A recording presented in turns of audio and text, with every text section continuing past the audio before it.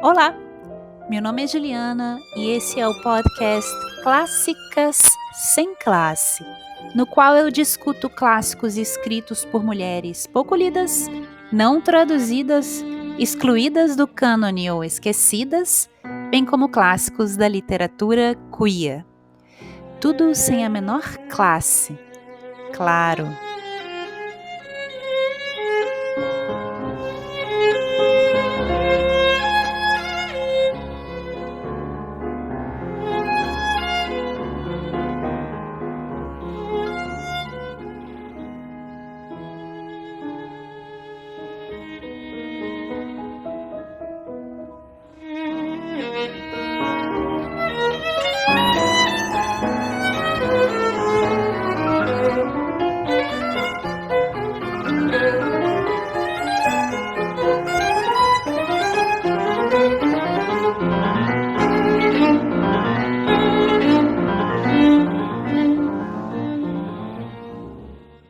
No episódio anterior, eu falei sobre a escritora alemã Ricarda Ruhr e sobre sua novela Der letzte Sommer, O Último Verão, publicada originalmente em 1910.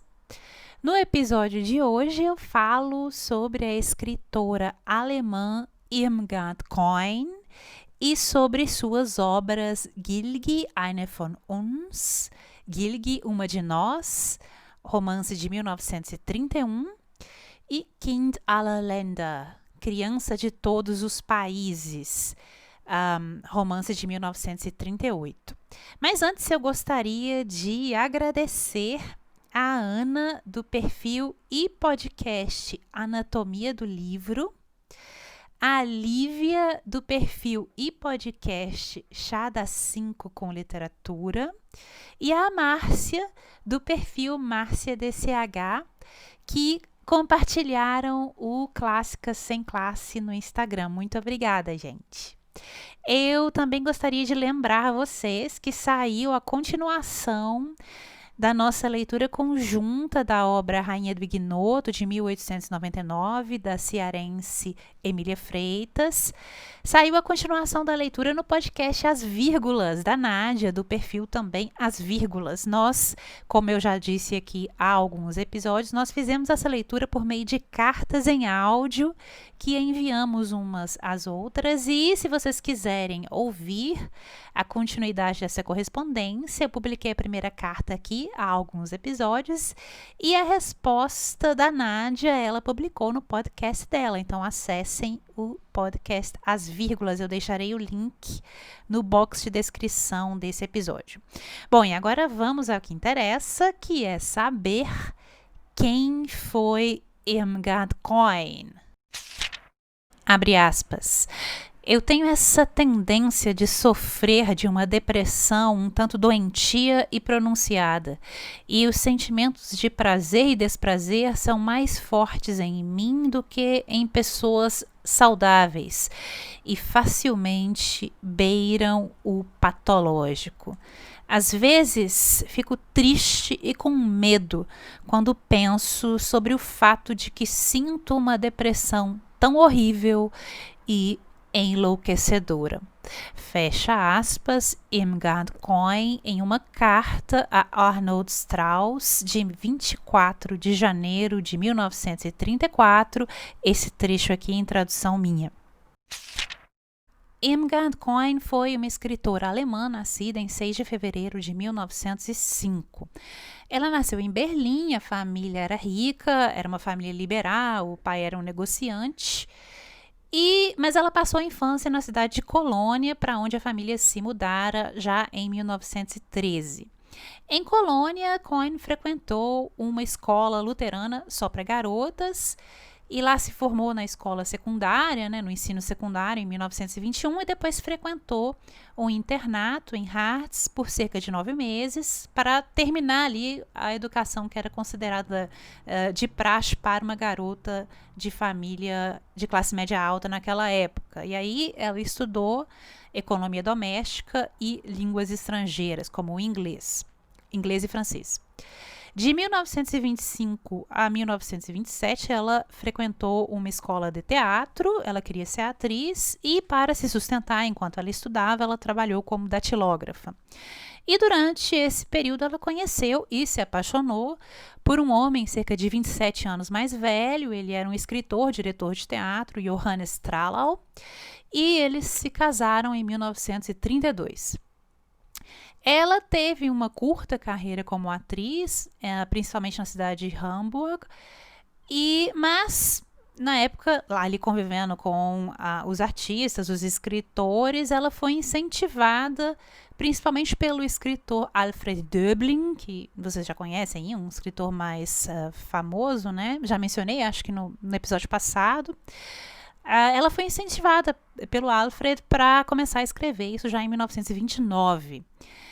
E ela publica o primeiro romance, que eu vou comentar aqui, em 1931, o romance Gilgi, eine von uns. Gilgi, uma de nós. Gilgi é o apelido da personagem principal.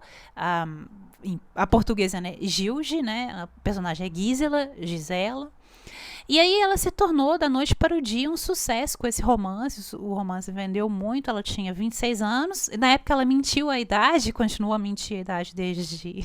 A partir daí, ela sempre tirava 5 anos da idade dela. Ela falou então que tinha 21 anos. E esse romance foi muito elogiado. Foi elogiado, por exemplo, pela escritora Gabriele Reuter, pelo Hans Fallada, outro escritor aí muito famoso, né? Também vocês devem conhecer, foi publicado em português. E foi elogiada também pela Erika Mann, que é a filha do Thomas Mann, né? Entre outras escritores. E já no ano seguinte ela lança o segundo romance, e nesse mesmo ano o Gilgi, eine von uns, foi adaptado para o cinema e dirigido por Johannes Meyer, com Brigitte Helm no papel da Gilgi. Em 1932 ela publica o segundo romance, ela estava ali no furacão do sucesso, né? E o segundo romance é o também muito conhecido Das Kunstseidene Mädchen, A Garota de Seda Artificial. E também foi um best-seller. Esse romance também foi adaptado para o cinema mais tarde, em 1960, dirigido por Julien Duvivier, com ninguém menos do que a Giulietta Masina no papel principal. Ambos esses romances, Gilgi e Das Kunstseidene Mädchen, são centrados em mulheres jovens que decidem abandonar os papéis convencionais a elas relegados pela sociedade, né, os papéis de gênero, e desejam, então, e tentam viver de forma independente. E são personagens que incorporam ali os ideais da chamada nova mulher vigentes na República de Weimar. Mas, logo em seguida, quando os nazistas chegam ao poder, os livros de Irmgard Coin são apelidados aí pelos nazistas, taxados pelos nazistas como Asphaltliteratur, literalmente literatura do asfalto, né? Aquela literatura urbana que, segundo os nazistas, fugia aos valores tradicionais germânicos e principalmente aos valores a serem atribuídos à mulher como dona de casa e mãe. É interessante que os romances de Irmgard Coin foram criticados à direita e à esquerda também, né?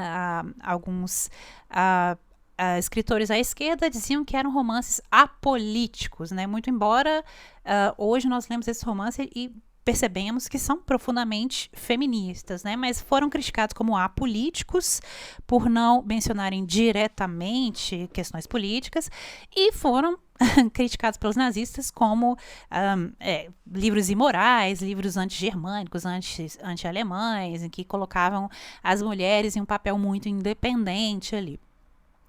E aí a Irmgard Coin e os livros dela foram lançados para a lista negra já em 1933. E aí é uma coisa interessante, né, que vai marcar Irmgard Coin, é a audácia. E o que ela faz quando os livros dela são proibidos? Ela tenta processar a Gestapo por ter banido e queimado seus livros, o que a fez perder seu meio de sustento, né? Então ela tenta processar a Gestapo para conseguir indenização. Ela perde esse processo, mas ela já sabia que ia perder esse processo, mas ela não podia perder a oportunidade de cutucar o pessoal ali.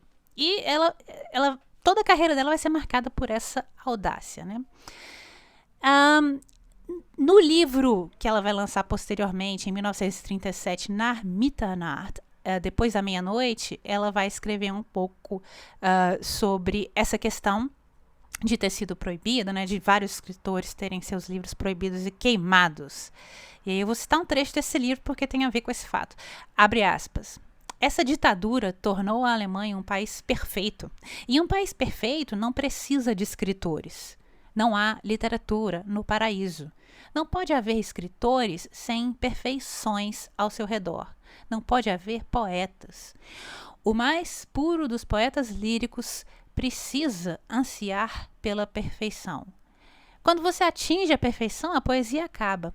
Uma vez que a crítica não é mais possível, você tem que ficar quieto. Fecha aspas. Isso ela escreveu ali no meio do furacão, em 1937.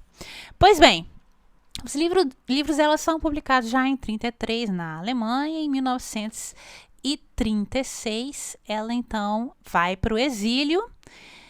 Primeiramente, ela vai para a cidade de Ostend, na Bélgica. E aí, o marido dela, que era um simpatizante ali dos nazistas, ele ficou na Alemanha. E ela escrevia para ele cartas reclamando do governo, reclamando que não podia publicar e que por isso que ela se exilou. E aí ele usou uma dessas cartas para justificar o seu pedido de divórcio. Veja aí o naipe desse cara, né? E depois vai ser só ladeira abaixo esse cara aí. Depois da guerra, ele tinha sido um nazista de carteirinha durante esse período e depois da guerra ele troca a camisa, né, e veste a camisa ali dos antinazistas, do bom cidadão que quer livrar o país dos resquícios do nazista, como se nada tivesse acontecido, jogou tudo que ele tinha sido debaixo do tapete. Mas voltando aqui, então, esse cara aí pede o divórcio e eles se divorciam em 1937. Mas essa foi só a pá de cal no relacionamento mesmo. Irmgard já tinha começado a se apaixonar por um outro cara, que era um médico judeu que ela conheceu porque alguns amigos tinham indicado esse médico para ela iniciar um tratamento anti-alcoolismo, né? Ela, durante toda a vida dela, vai sofrer com o alcoolismo. Aí ficou conhecendo esse médico, se apaixonaram. Porém, ele era judeu e logo depois ele emigrou para os Estados Unidos e a maior parte do tempo eles apenas se correspondem por cartas. Inclusive, essa coletânea de cartas que é muito útil para a gente que quer conhecer como ela viveu nessa época. Mas ele fica o tempo todo esperando que ela vá para os Estados Unidos para eles se casarem lá, e ela vai uma vez para visitá-lo, mas nunca vai definitivamente para se casar, e ele acaba se casando depois com uma americana. Bom, pouco depois de chegar a Ostend, na Bélgica, ela escreve uma carta ao Arnold Strauss, esse médico, né? A carta é de 5 de maio de 1936, eu vou ler aqui um trecho, abre aspas. Pode soar patético para você, mas eu considero minha tarefa sagrada ajudar, de minha forma, na luta contra o nazismo e a barbárie. Muitos que emigraram se tornaram indolentes e satisfeitos após garantirem seu sustento pessoal. Esquecidos foram os milhares que morrem a cada hora nos campos de concentração. Esquecidos foram os atormentados até a morte, cuja forma de pensar nos é familiar. O que acontece na Alemanha afeta toda a humanidade.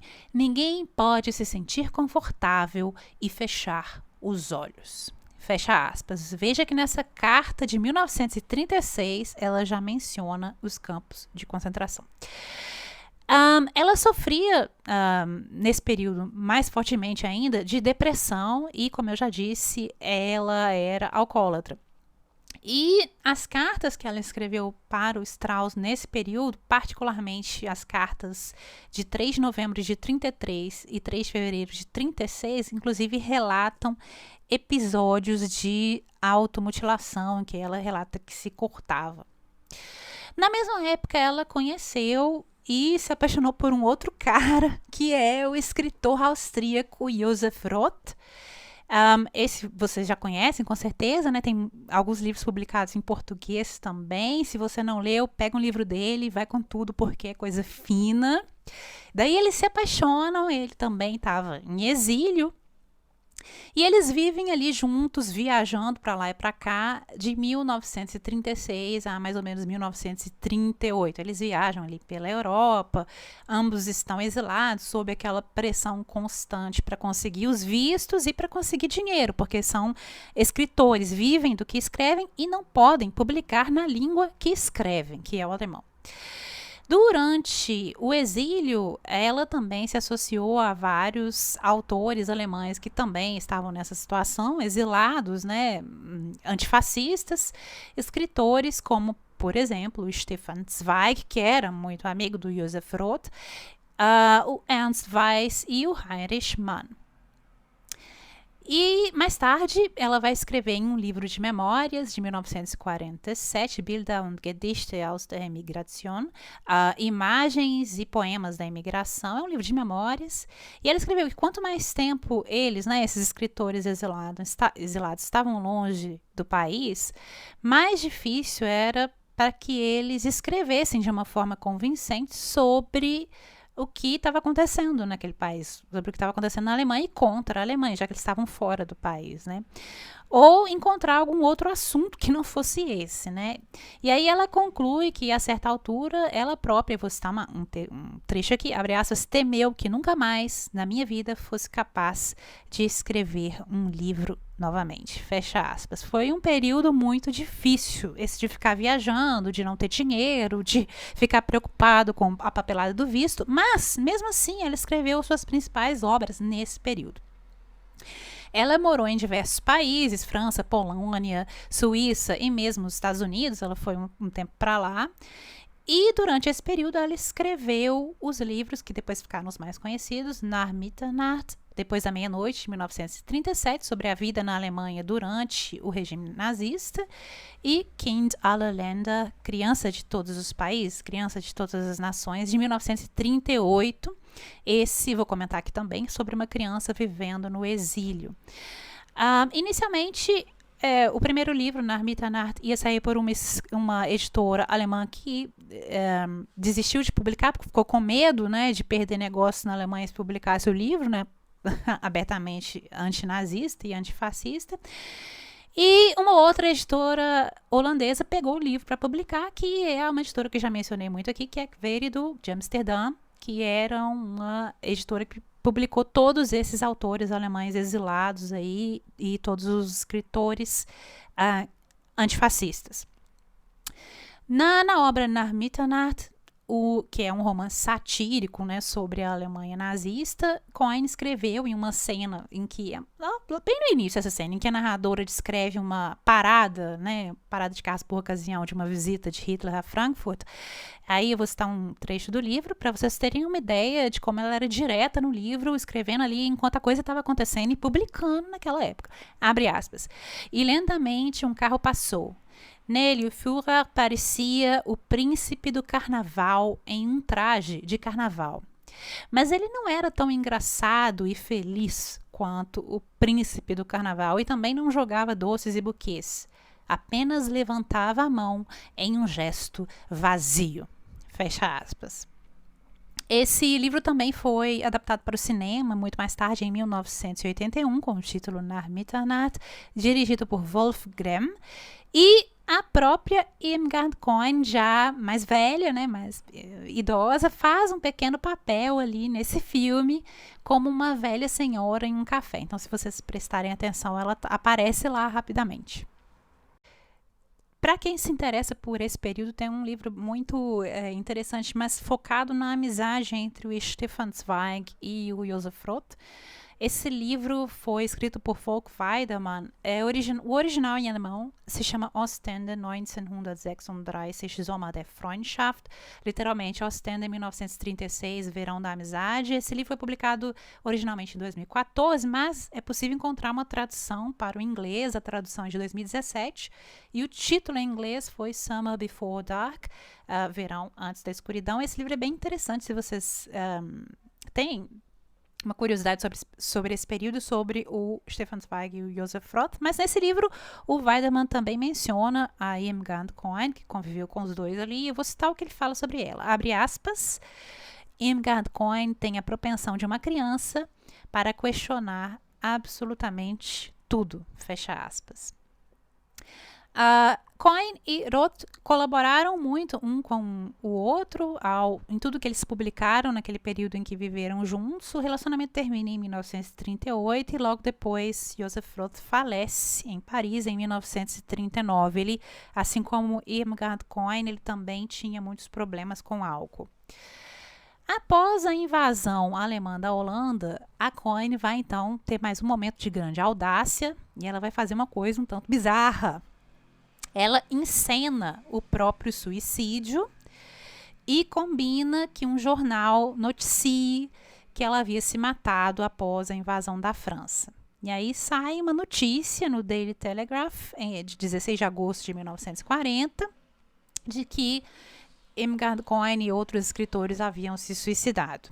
E aí, em seguida, o que ela faz? Ela volta para a Alemanha em 1940, com documentos falsos sob o nome de Charlotte Tralau. Charlotte era o segundo nome dela e Tralau era o nome do marido, né, o nome de casada. Então ela entra na Alemanha com documentos falsos, nome falso, e vive disfarçada, né, sob esse nome falso até o fim da guerra em 1945.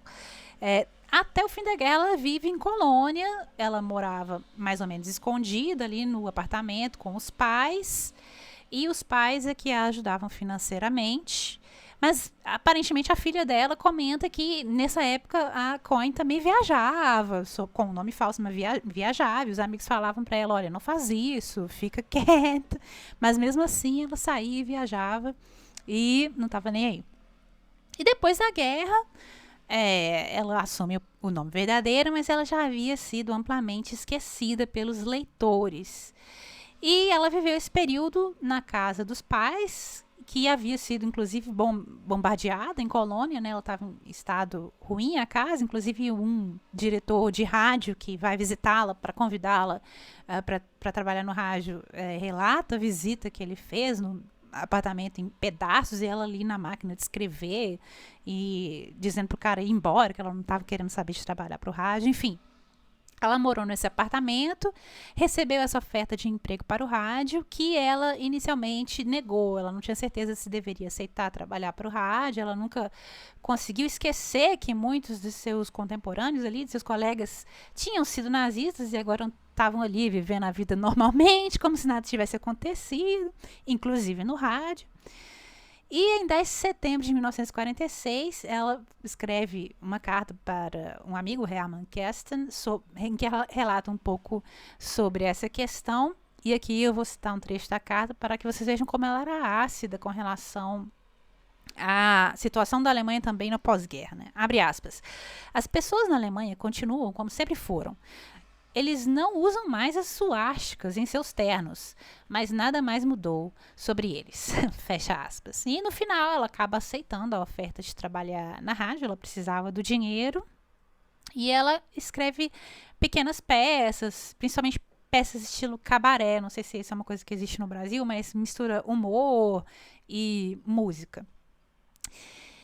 E nessas peças ela satirizava a sociedade alemã do pós-guerra, em particular o que ela considerava a hipocrisia e o oportunismo daqueles que, na época do nazismo, tinham sido colaboradores nazistas fiéis ou ao menos tinham se calado, e no pós-guerra ficavam ali se autodenominando bom cidadão democrata que queria varrer o nazismo do país. Então ela era muito crítica desse processo oportunista e hipócrita do que se chamou como desnazificação. que na verdade foi simplesmente varrer a coisa para debaixo do tapete e parar de chamar os nazistas de nazistas. Em uma carta de 23 de novembro de 1947, ela escreve também sobre esse tema. Ela escreve ao Heinrich Mann que toda a Alemanha estava sofrendo com, aqui eu vou citar literalmente, abre aspas, uma onda pestilenta de presunção burguesa, neorreligiosidade fedorenta, seriedade bovina, desonestidade chorona e autopiedade gotejante. Fecha aspas. Então, vocês vejam aí que ela não poupa palavras. Em 1950, ela publica o que será o seu último romance, Ferdinand der Mann mit freundlichen Herzen. Ferdinand, o homem com um coração amigável, um coração amável. E é um livro que gira em torno de um prisioneiro de guerra que retorna e a trajetória dele meio que vai refletir sobre a Alemanha do pós-guerra, né? E ela vai ser, né, bastante crítica sobre isso. Mas é um livro que não foi bem recebido.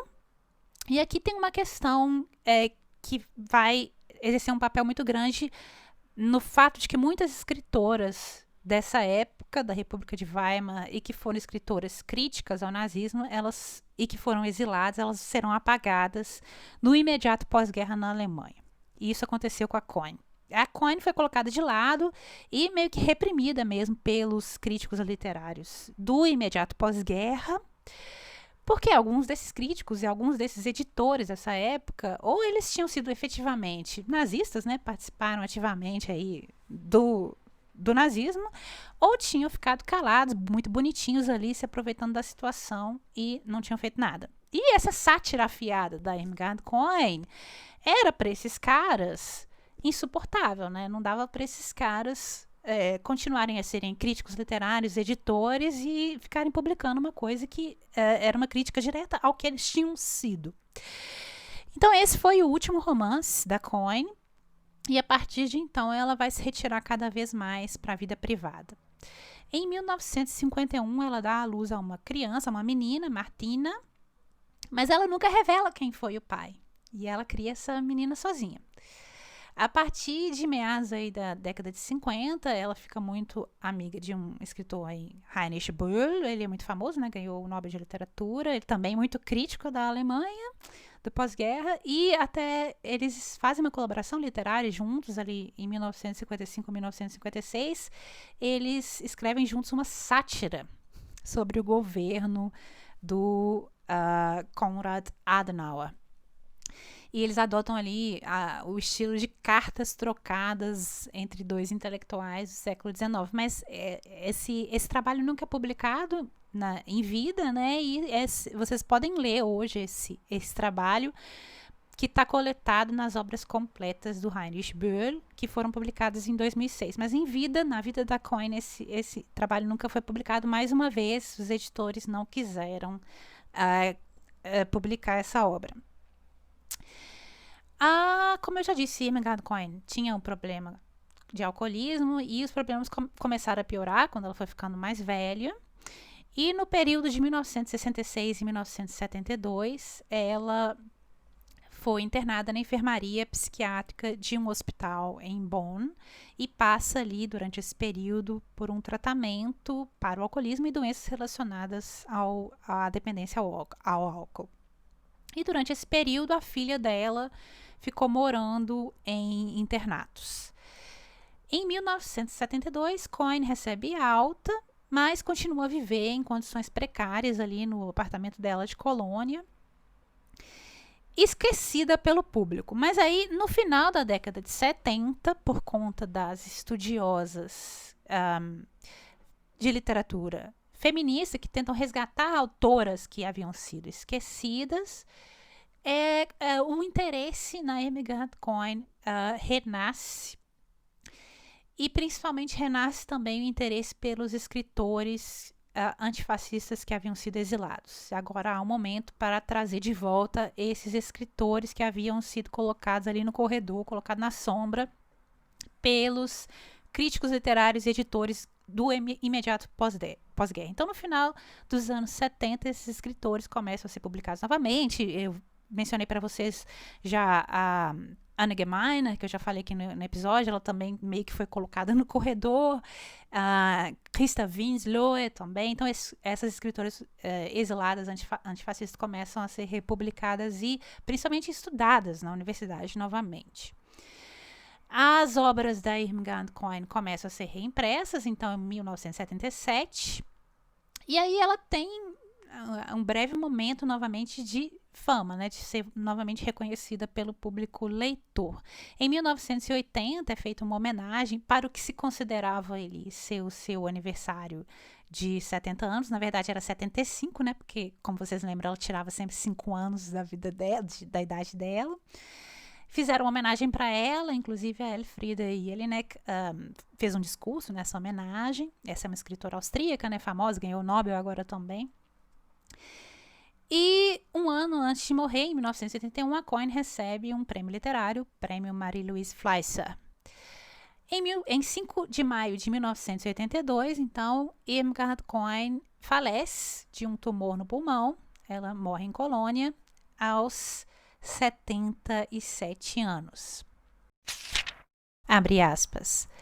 Talvez tudo o que a Gilg anterior queria era apenas um meio de fugir de seu próprio desejo. Talvez nada tenha valor em si mesmo.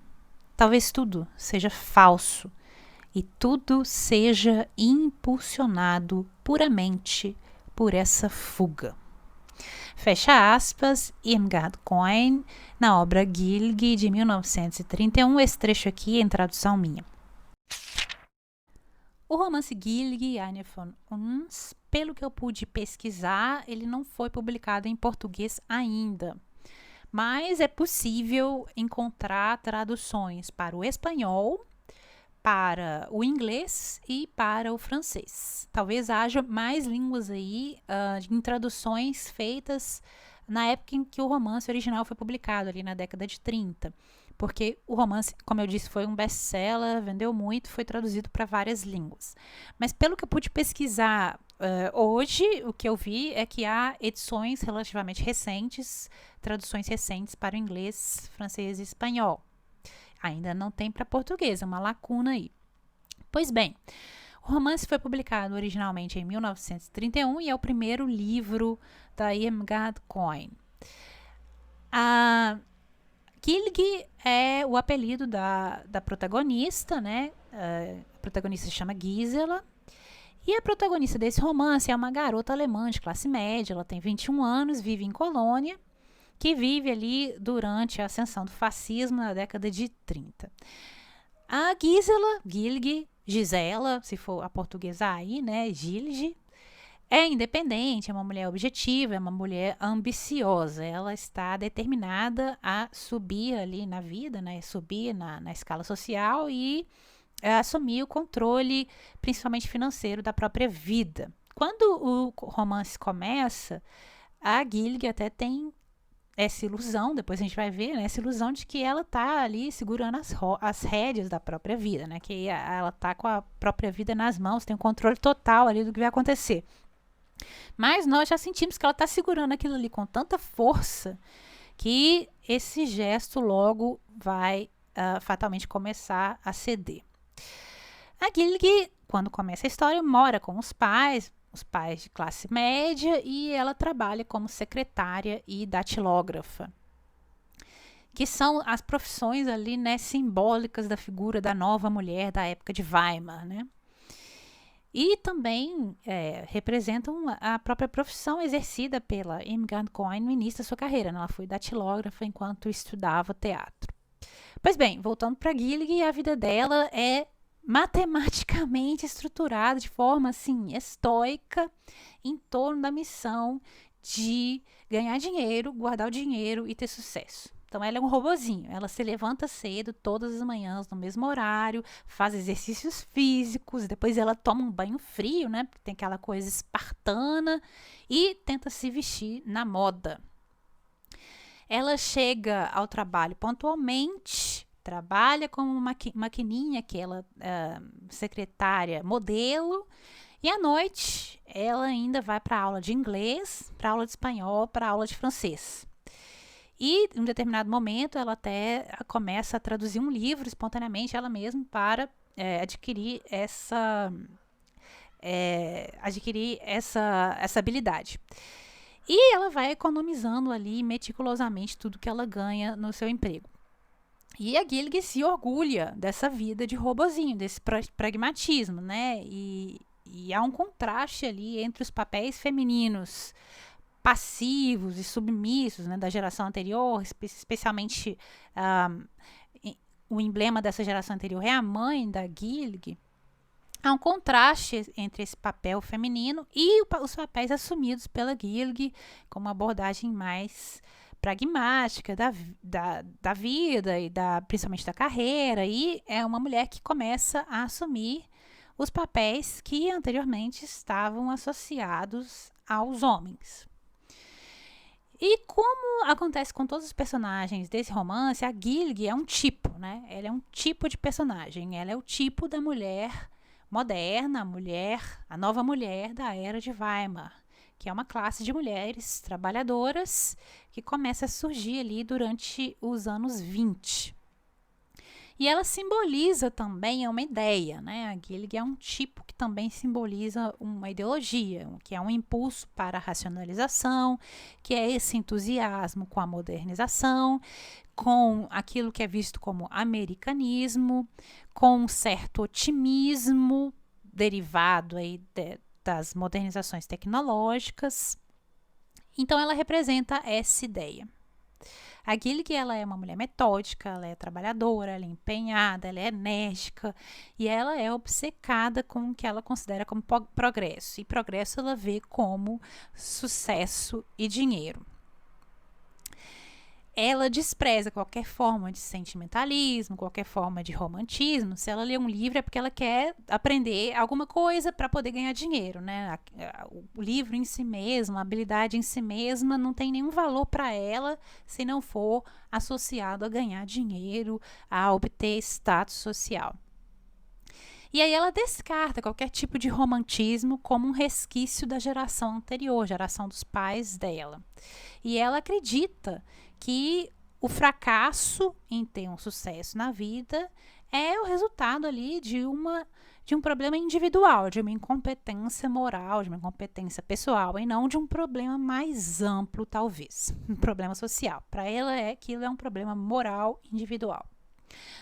No entanto, o controle ali firme, né, que a Gilg tenta ter sobre a vida dela, logo começará a ceder, como eu já disse. Mas isso vai acontecer muito gradualmente. Quando ela faz 21 anos, por exemplo, ela descobre, na verdade, que os pais dela não são pais naturais, que ela foi adotada por essa família de classe média, os Krohns, e que eles tinham adotado ela quando ela era um bebê, que eles a pegaram na mão de uma costureira pobre, que é a Frau Teschler. E aí ela tem um primeiro baque, né? Aquilo que ela pensa que ela ela não é realmente, né? E aí começa uma discussão sobre classe social. E ela vai ser confrontada com alguns preconceitos que ela tem em relação a essa classe que ela vê como inferior. E à medida que a identidade dela começa a se dissolver, né, a Gilg decide empreender uma jornada para rastrear a mãe natural dela. Então, de uma garota de classe média que quer ascender à classe rica, ela se torna um bebê proveniente da classe pobre trabalhadora. E depois ela descobre que talvez, na verdade, ela seria a filha ilegítima de uma família rica e proeminente. Então, nós temos aí 3 tipos de personagens para exemplificar 3 classes sociais daquela época. E 3 mães, né? As 3 mães de Gilg são esses tipos. Nós temos a burguesa de classe média, Frau Krohn, a proletária, Frau Teschler, e a aristocrática, Frau Kreil. E além disso, a jornada de descoberta de si mesmo, de Gillig, é uma exploração dos diferentes costumes das diferentes classes na sociedade na época de Weimar. Tal como acontece com a sua classe social e sua identidade, a Gillig também começa a perder o sentido do que ela realmente deseja na vida, né? Isso começa a acontecer quando ela se apaixona. E aí é citado quando ela se apaixona, algo em Gillig se quebra além da possibilidade de reparo, fecha aspas. Ela descobre quão tênue é o seu controle sobre a vida. Ela se apaixona por um cara mais velho, Martin Brooke, que é um escritor de 43 anos, é um cara boêmio, ele é o oposto dos ideais que até então ela perseguia, né? Ela era o robozinho, e ele não, é o cara boêmio, meio que não trabalha, romântico, não tem emprego, fica vivendo de expediente ali e não faz economia. E quando o dinheiro passa na mão dele, já passa mesmo, nunca fica. Ele é um cara hedonista e ele é o oposto do que a Gillig era. E ele, de uma certa forma, despreza o que ele vê como um moralismo burguês e uma ética puritana de trabalho. Então, e aí a Gillig se apaixona por esse cara, perde um pouco a noção da própria identidade, começa a lutar para manter o que ela ainda tem de identidade e fica pressionada entre as suas ambições de mulher, de classe média, que quer ascender na vida, que tem um certo pudor moral ali da classe média, e tem expectativas de vida conflitantes com as expectativas do amante dela, do cara por quem ela se apaixona. E o Martin também é uma figura meio problemática, né? Porque ele quer o amor livre ali da nova mulher de Weimar, mas ele também quer algo que as mulheres da geração passada davam, que é a passividade, a servidão das mulheres da geração passada. A Gillig se torna cada vez mais dependente do Martin e essa dependência vai destruindo as muitas camadas com as quais ela costumava se ver ali separada das pessoas ao redor. Então, à medida que ela vai sendo arrancada desse antigo estilo de vida, como eu disse, gradualmente, camada por camada, ela vai ficando mais relaxada, já começa a abandonar o trabalho, chutar o balde, e começa a colocar em questão as ambições, os valores morais burgueses, e começa a colocar em questão também o senso de autoimportância que ela tinha de si mesma, né? E por mais que sob um certo otimismo ali daquela época, uma certa ordem puritana daquela época, por mais que ela esteja ali mergulhada nesses valores, ela começa a encontrar dentro dela mesma um punhado de desejos, de expectativas conflitantes, para os quais ela não tinha dado atenção anteriormente, né? Então, o amor começa a forçar a Gillig a reconsiderar alguns valores, algumas ambições e o mesmo próprio senso de identidade e as suas próprias inconsistências.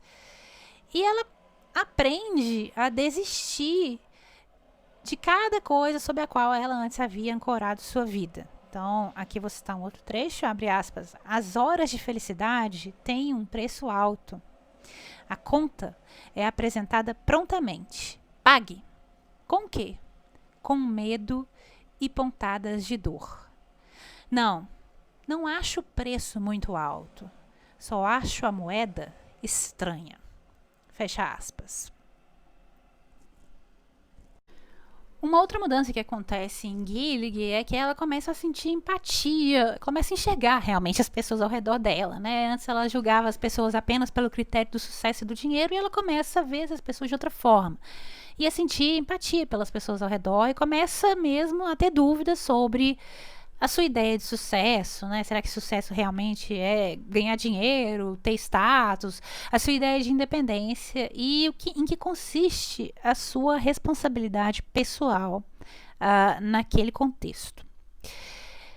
Nós temos ali a crise econômica, nós temos a ascensão do fascismo e diante dessa situação, ela começa a questionar se o fracasso em obter dinheiro, o fracasso em obter sucesso não seria o resultado, na verdade, não de uma fraqueza moral, da preguiça pessoal, falta de trabalho duro.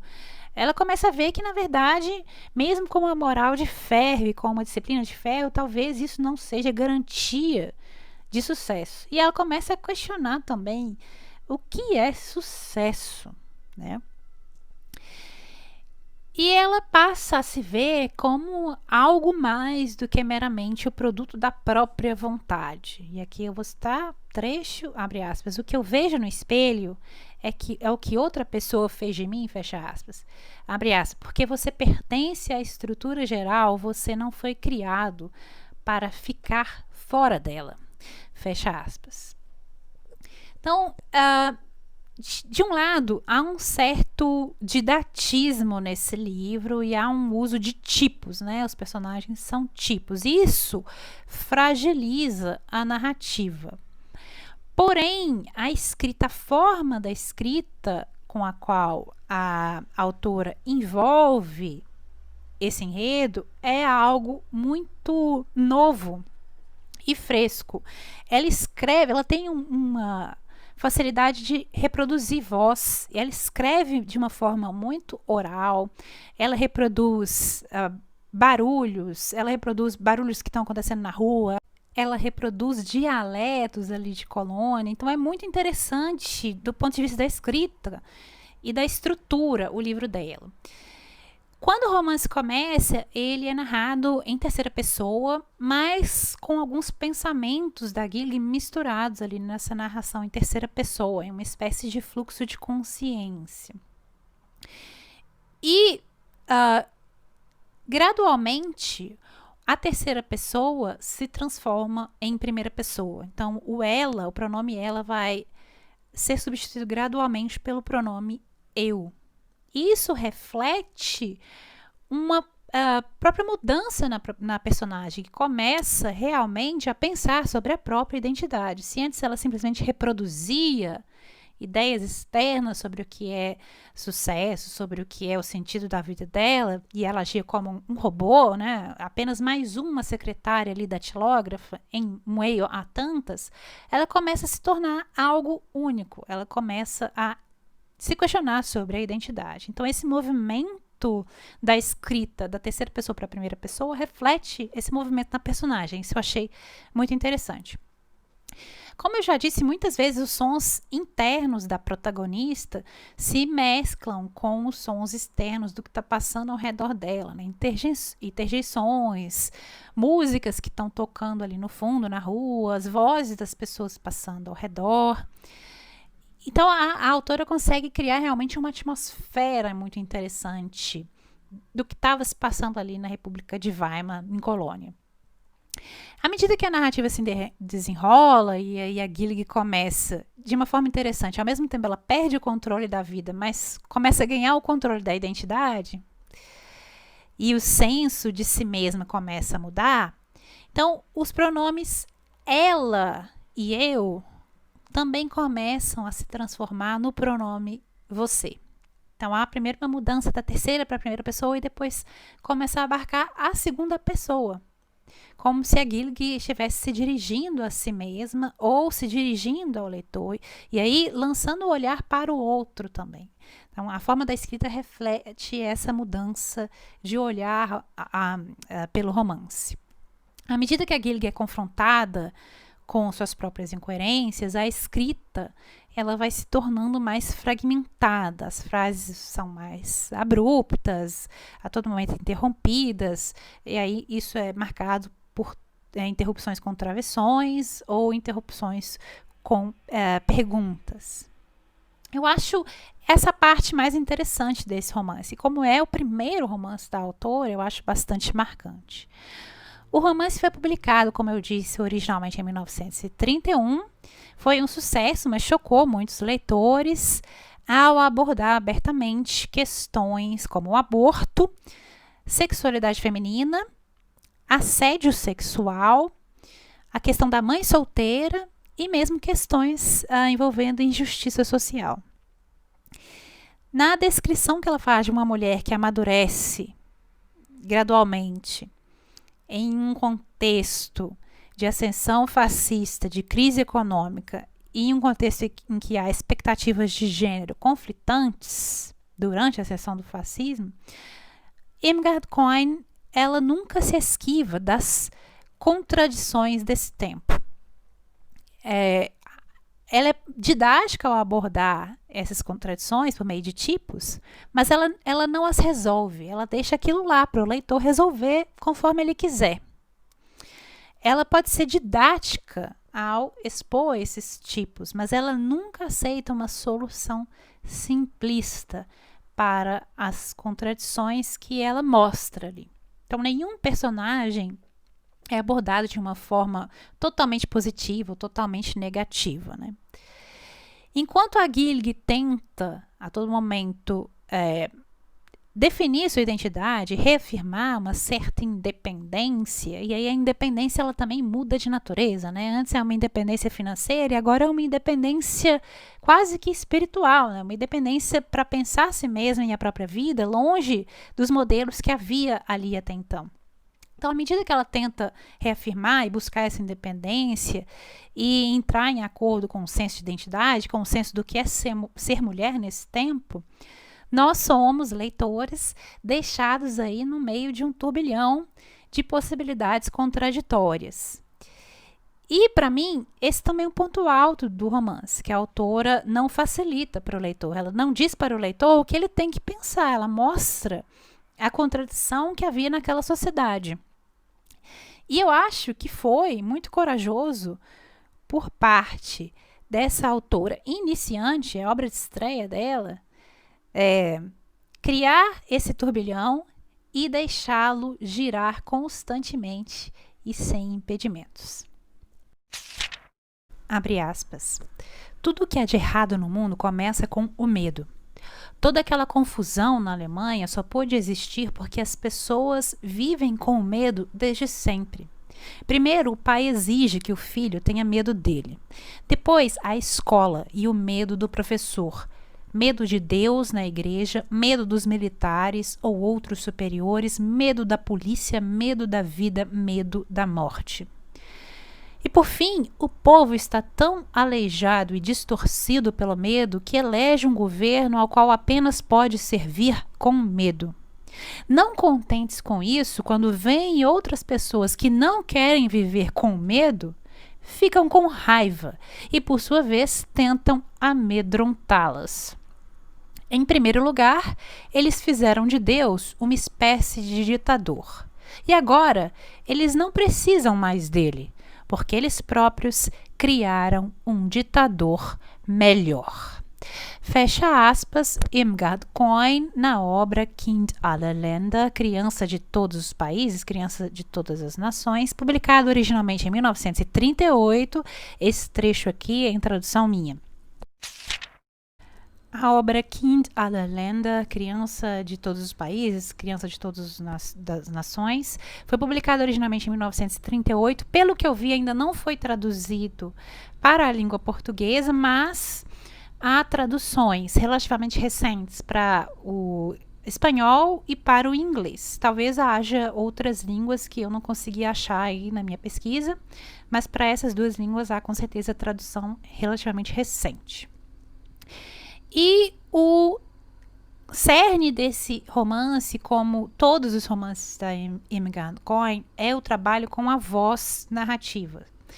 E nesse caso aqui, é uma voz que se equilibra ali entre o inocente e o sábio, entre o amargo e o alegre, e que está sempre ali numa zona intermediária entre esses dois polos. O romance se passa ali no final dos anos 30, e é narrado pela personagem protagonista, Cully, que é uma garota de 9 anos de idade, e ela narra essa história à medida que ela e os pais vagam pela Europa como exilados para escapar da Alemanha nazista. A família vai de uma cidade a outra ali na Europa e pulando refeições e dormindo em quartos de hotel ali que eles não têm muito como pagar e sempre fugindo das autoridades. O pai se chama Peter e à medida que a Cully vai contando a história, no início a gente acha que ele é simplesmente um cara ali que não dá para confiar, um cara meio desleal, meio infiel. Mas à medida que a Cully vai contando a história, a gente descobre que ele é um escritor muito conhecido, que faz oposição ao regime nazista, então foi proibido de publicar na Alemanha e se exilou. Na história, principalmente no início da história, ele está frequentemente ausente, viajando por outros lugares para tentar conseguir dinheiro e também para fazer uma espécie de trabalho ali de resistência. E a mãe e a filha, a Cully, são deixadas, então, principalmente no início da história, muito sozinhas, em cidades grandes, ali tendo muita incerteza com relação ao visto, com relação ao dinheiro, muita falta de dinheiro, e tendo ali realmente que fugir um pouco das autoridades, das pessoas que estão cobrando dinheiro delas, pular refeições e uma vida muito precária. À medida que a história se desenrola, ela se desenrola sempre sob os olhos dessa criança. E nós sentimos que há mais ali por trás dessa história do que essa criança é capaz de entender naquele momento em que ela está contando essa história.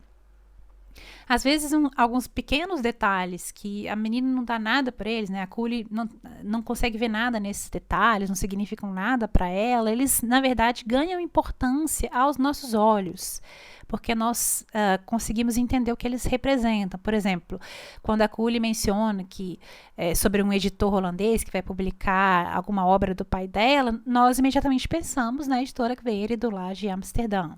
E assim é a história.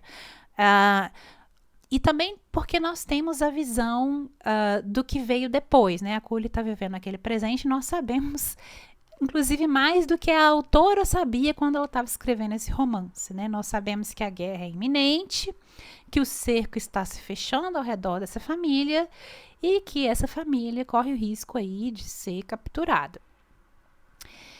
Como normalmente acontece com narradores que são crianças, né, principalmente no caso de histórias de guerra, é bem comum que alguns escritores adotem aí um narrador criança para criar uma empatia do leitor em relação àquela história, e a história vai descamba para o melodramático.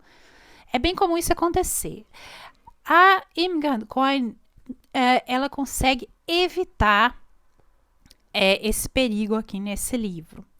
A voz da Cully, ela às vezes é muito inocente ou muito madura para realmente uma criança de 9 anos. E em alguns momentos até deixa passar uma perspectiva que nós sabemos que é a perspectiva de um adulto, que é a perspectiva da autora. Mas, nos poucos momentos que isso acontece, a autora, ela imediatamente volta para o lado cômico, para o lado satírico. E aí, por meio do humor, que também é uma marca da escrita da Irmgard Coin, ela consegue podar os elementos dramáticos da história. E ela também, por meio, faz uso do humor para maquiar ou impedir que o seu olhar de autora assuma a narrativa. E eu acho essa escolha do humor muito inteligente. E nós ficamos, então, com um contraste entre o que essa criança vê, o que essa criança entende e o que nós, leitores, sabemos que está acontecendo na verdade, o que vai acontecer em breve. E esse contraste infunde a narrativa de uma melancolia e também de uma sensação ali de perigo iminente, ou mesmo de desgraça iminente. E nós sentimos que há duas histórias sendo narradas ao mesmo tempo. E aqui eu acho que é o ponto alto desse romance, que a Irmgard Coin consegue contar duas histórias diferentes ao mesmo tempo. Nós temos a história que a Cully nos conta como criança, a partir da sua perspectiva, e nós temos a história do que está acontecendo por trás das palavras da Cully, na realidade dos adultos. Eu vou citar aqui um trecho do que ela fala para vocês terem um sabor da voz dessa criança. Abre aspas. Quando eu estava na Alemanha, antes eu ia para a escola e foi lá que aprendi a ler e escrever. Naquela época, meu pai não queria mais estar na Alemanha, porque o governo havia prendido alguns amigos dele e porque ele não podia escrever ou dizer as coisas que ele queria escrever e dizer. E eu me pergunto qual é o sentido de as crianças na Alemanha ainda terem de aprender a ler e a escrever. Fecha aspas. Então, por meio do olhar dessa narradora ingênua, inocente, que não entende o que está acontecendo ou interpreta de uma forma diferente o que está acontecendo, a autora consegue trazer à tona a natureza realmente brutal e absurda do que aqueles personagens, aquela família está vivendo ali naquele momento. E essa família representa todos os exilados naquele momento. Eles estão ali sempre se mudando, sempre em movimento, sempre atormentados por uma ansiedade constante, pelo fato de que não são bem-vindos em nenhum lugar. Eles não têm nenhum ponto fixo de chegada, eles estão viajando, mas eles não sabem para onde, né? Porque tem sempre que estar em movimento. E eles não têm como voltar para casa, né? Essa ideia de casa, Heimat, não existe mais para esses personagens. E aí esse contraste entre a história sobre a perspectiva da criança e sobre a perspectiva do leitor, que é adulto e lê essa história de forma diferente, esse contraste enriquece muito o livro. E o livro todo se equilibra na capacidade da autora de manter a todo momento esse contraste. O estilo narrativo é episódico, né? A criança vai relatando uma série de cenas ali do que está acontecendo, do que aconteceu no passado. E esse estilo narrativo episódico evidencia o caos mesmo da vida daquela família no exílio. Cada hora acontece uma coisa diferente, não tem uma narrativa constante e ordenada. Tudo é fragmentário, tudo é provisório. E se a Curi não consegue entender o mundo ao redor dela, a culpa, na verdade, nós percebemos, não é dela. É porque o mundo dela deixou de fazer qualquer sentido. Ver algum sentido ali é que é absurdo. E aqui eu vou citar um outro trecho do livro, abre aspas. Eu sempre quis ver uma fronteira, mas cheguei à conclusão de que isso não é possível. Minha mãe também não consegue explicar isso para mim. Ela diz, uma fronteira é o que separa um país de outro. No início eu pensei que as fronteiras eram como cercas, tão altas quanto o céu.